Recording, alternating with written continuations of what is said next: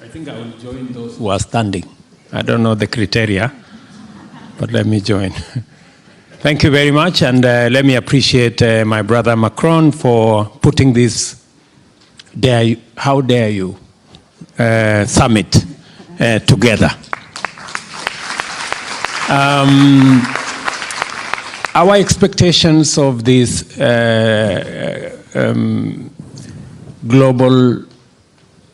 a new global financing pact. What is our expectation? From the perspective from where I come from, we've had the testimonies from my dear sister Motley, from the Prime Minister of Pakistan, from the Sahel, from what is happening in Malawi, in Zambia, in Mozambique, what's happening in the Horn of Africa where I come from. We've lost millions of livestock because of drought. So climate change is real, no doubt. We're living through it every day. From where I sit, we need out of this summit, we need two outcomes. Number one, we need to agree on how do we get emergency liquidity, number one. How do we deal with debt that is saddling many developing countries?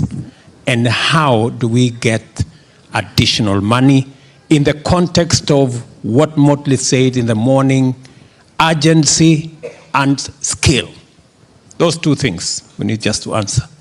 In my very respectful submission, I believe we should not leave this conference until we agree on what we are going to do to get many countries in the global south to at least be in a position to have a conversation by sorting out their immediate issues. And the immediate issues is there is no space for debt anymore. We need to deal with it. We need emergency liquidity in the context of where we are today, coming from the pandemic, getting into the war in Europe and getting into the climate change situation, the many crises we have to sort out. What do we need to do urgently? The proposal I make is we need to reform the multilateral development financing institutions. The international financial architecture is not sitting pretty. UN Secretary General said on this podium this morning that there are countries that are paying 8 times in interest what the rest are paying. He was actually referring to those of us in Africa and largely in the global south. We're paying 8 times. And that is why our being in debt is not by default. We were set up by the system to be in debt. If you are paying 8 times, the chances of you being saddled with debt are 8 times higher than the next person.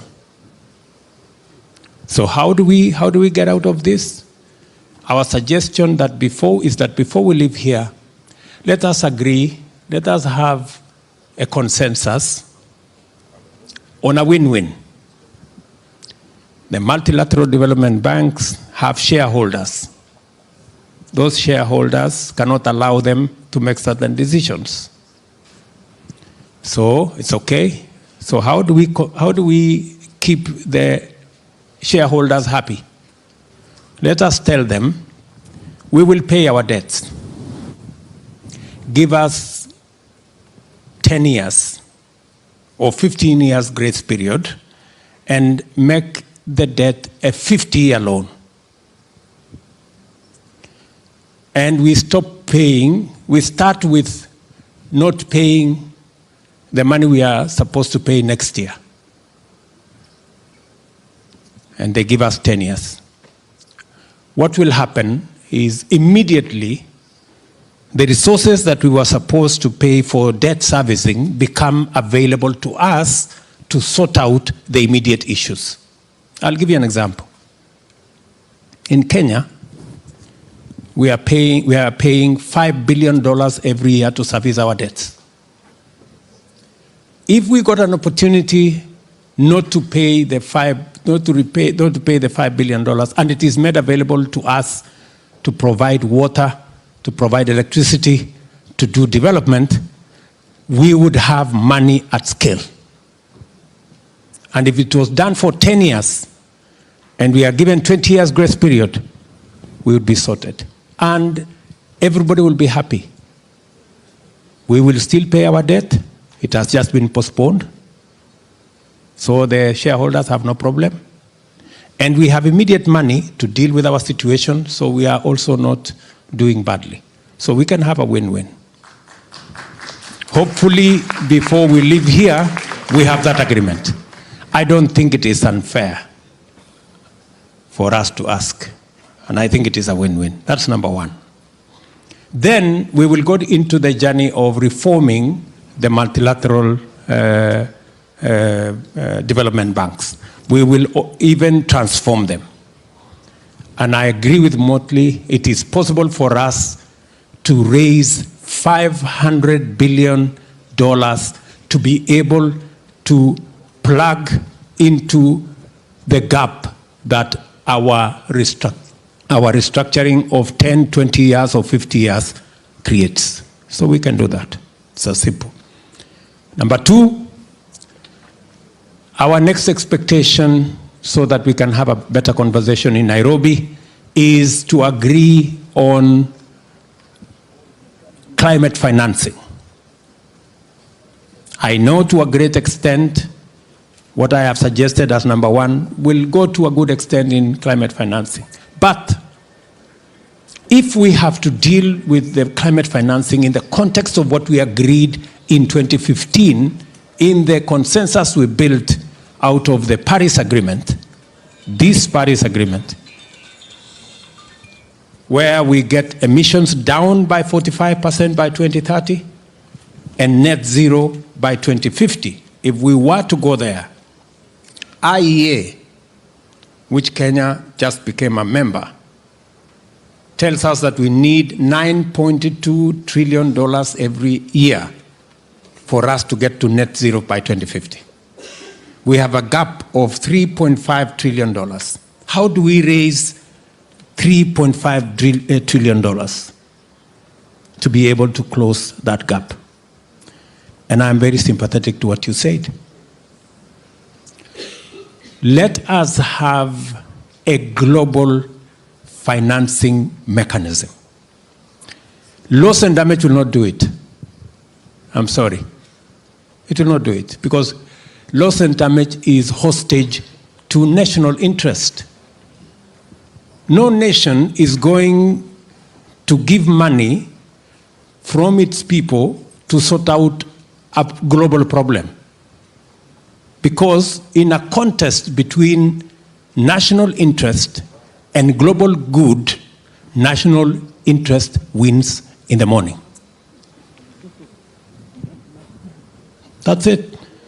So what we did, and that is why we are not making progress ever since Paris in 2015, is because we had a global consensus on a global problem called climate change, but we tried to go and sort it out. We tried to sort it out using national institutions that are hostage to national interest, or we tried to use shareholder institutions that have shareholders who will make the decision finally. So we must get a new financial architecture around climate financing.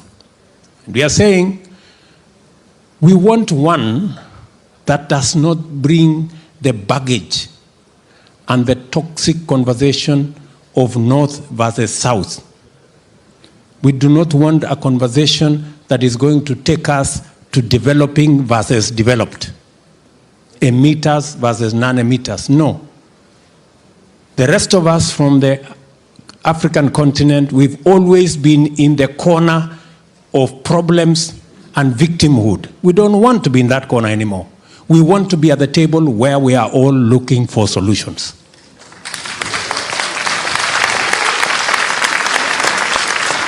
That is why we are in this conference. We have not come here to complain to anybody. We've come here because we want to look for a solution. We want to come up with a win-win. How are we going to arrive at a win-win? We already have suggestions on the table. IMF has proposed what they call carbon flow tax. The only challenge they have is that they have said it must be ratified by every country. I have a problem with that. We can have a carbon tax that is agreed as a treaty, and there is a way we can agree on it. The European Parliament have agreed on the financial transaction tax. We do not want to be the business of the Europeans.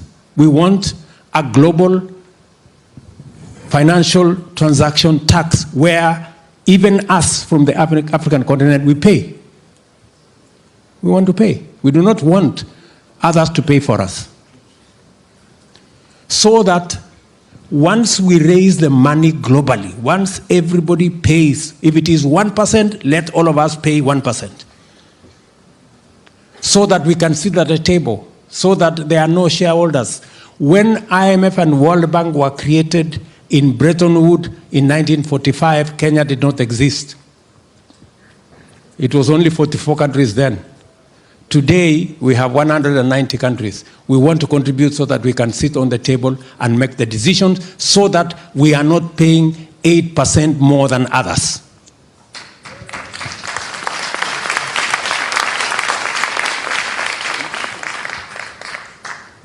Let us agree to pay the aviation tax. We have no problem. Let us agree on the shipping tax, and we want to pay. We don't want anybody to pay for us. We want to pay our percentage. It is only when we raise global finances that have no national interest for any particular country or shareholder interest of any person.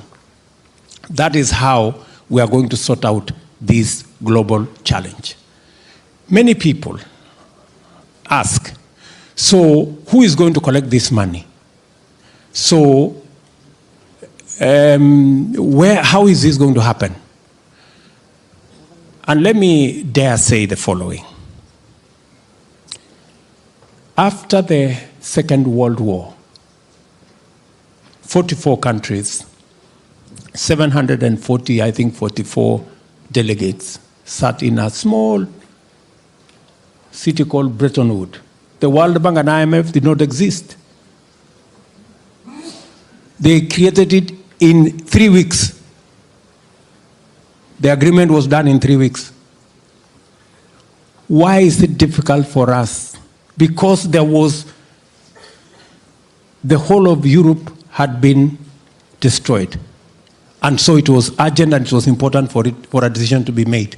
Are we saying the crisis that we are going through, including what we just heard from the Prime Minister of Pakistan, is not serious enough for us to agree on a global financing mechanism that sorts out climate change as a problem that is affecting all of us? Are we saying ever since 1945, we have become stupid? Is that what we are saying? Or we have become less human, that we have no more feelings about what's going on? And many people are saying maybe we should do this incrementally. Maybe we should. Let me finally put this in context.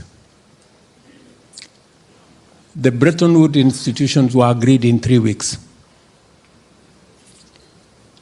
The UN that we today celebrate was a conversation by 50 countries in 2 months.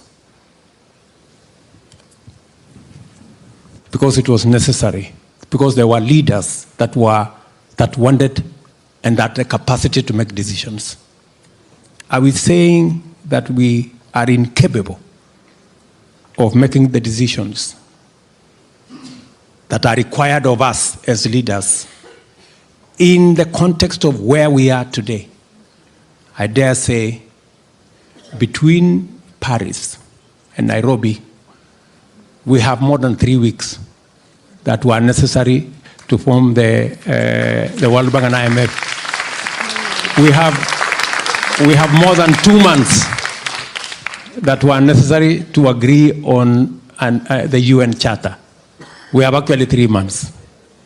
So my expectation is that we will agree in Paris and we will conclude in Nairobi.